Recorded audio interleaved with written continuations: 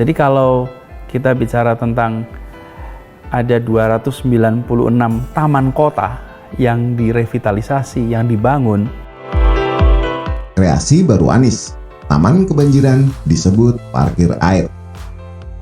Ditulis oleh X Hardy. Awalnya Anies menyebut Pemprov DKI sudah merevitalisasi sebanyak 296 taman kota. Proses revitalisasi itu melibatkan partisipasi warga setempat dan ada pemerataan ruang hijau sehingga seluruh pihak memiliki akses ke taman tersebut. Maka bicara dengan warga sekitar. Jadi TMB ini, Taman Maju Bersama itu, perencanaannya bersama dengan warga setempat. Kemudian ada proses tentu saja yang partisipatif. Kemudian ada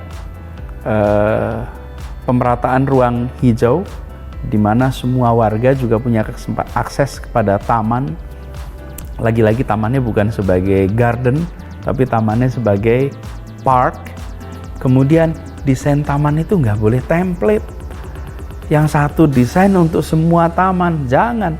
Di tiap tempat disesuaikan dengan kebutuhannya. Nah, disinilah yang menarik. Atau boleh dibilang lucu, sampai bikin kalian geleng-geleng kepala. Anies menjelaskan bahwa terdapat taman yang didesain berada di samping sungai guna sebagai lahan parkir air yang meluap saat musim hujan. Saat musim hujan, ketika sungai airnya meningkat, didesain menampung luapan air sungai sehingga parkirnya di dalam taman, katanya. Taman yang posisinya di samping sungai, sehingga dia pada saat musim hujan, ketika sungai airnya meningkat, didesain untuk menampung luapan air sungai, sehingga parkirnya di dalam taman. Itu pernah Pak komentar, Pak, tamannya banjir. Bukan banjir, itu memang parkir air. Jadi kalau di taman diparkirin air, bukan. Ya memang begitu, nanti ketika musim kering, air sungainya turun, maka tamannya turun. Jadi, nah kita punya kecenderungan satu fungsi, enggak, ini multifungsi. Dirinya menepis komentar jika taman di dekat sungai dikatakan kebanjiran, melainkan kondisi tersebut sebagai tempat air parkir. Bukan banjir, itu memang parkir air. Jadi kalau taman diparkirin air, nanti kalau musim kering air sungai turun, maka air tamannya turun, katanya. Saya benar-benar speechless dengan kemampuan memilih kosakata seperti ini. Saya patut acungkan 2 jempol buat Anies. Meski bertahun-tahun sudah mengamati sepak terjangnya beserta kekonyolannya, tetap saja saya tidak bisa berhenti terpukau oleh kemampuan menata kata seperti itu. Sejak kapan taman dibuat sebagai tempat penampungan air, parkir air? Yang bener aja deh, siapa tukang parkirnya? Apakah bayarnya pakai uang tunai atau e-money? Per jam berapa? Kalau nginap semalam airnya harus bayar berapa ke Pemprov DKI? Kalau tamannya kebanjiran, bukankah lingkungan sekitar juga bakal kebanjiran? Air parkir diselokan lalu mengalir ke laut. Begitu kan logikanya? Tapi Anies selalu memutarbalikkan logika. Air harus masuk ke tanah lah. Hasilnya sumur resapan yang tidak efektif. Sekarang ada istilah air parkir di taman.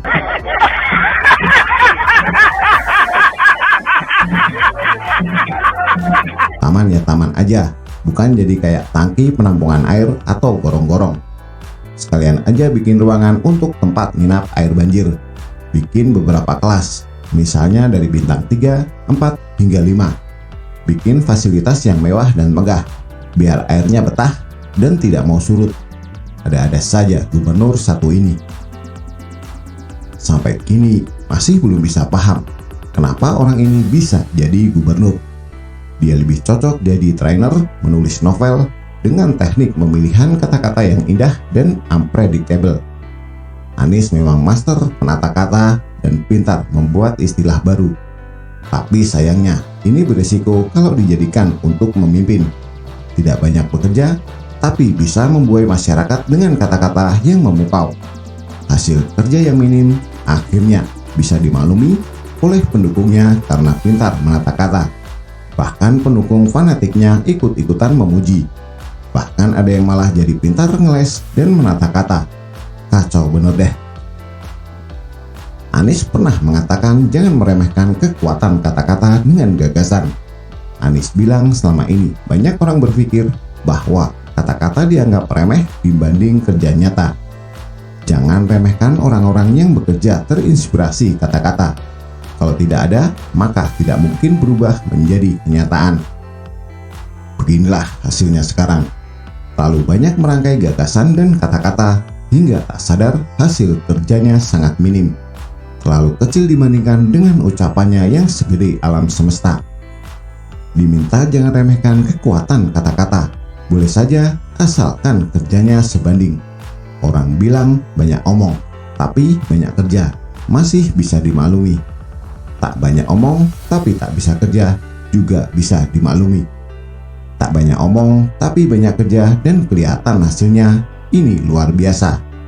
Ini kerja senyap beneran, tahu-tahu hasilnya udah jadi. Yang paling parah adalah banyak omong, tapi kerjanya nggak sebanding. Model begini yang paling malu-maluin.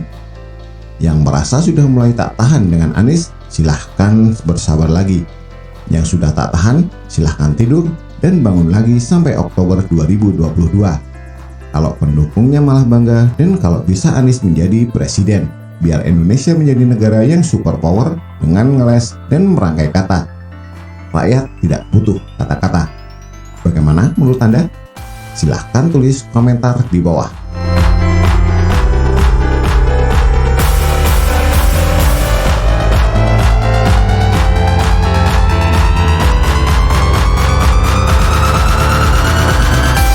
Pejabat Kemenkes koar-koar. Ya, di medsos ya. Koar-koar di media dan ini brengsek namanya. Saat kita datang, dia tidak berani